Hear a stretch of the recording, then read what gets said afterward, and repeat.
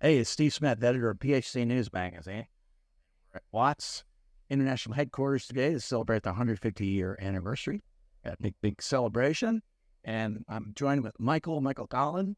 You won a big award. So start by telling us about the day itself. Yeah, so the 150th anniversary for Watts. Excited. We had a whole bunch of people here, from employees to our local charity partners, town officials, state officials, suppliers. It was a great day. About 300 people here celebrating Watts history, dedicating the training center to the Horne family, now as the Horne Learning Center.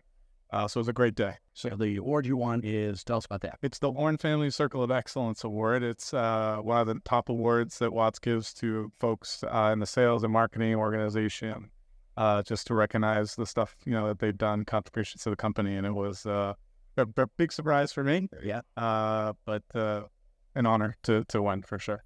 Good. Thanks, Michael. Yeah. Thank you for coming on that award. Thank you. Thank you for the invitation. Absolutely.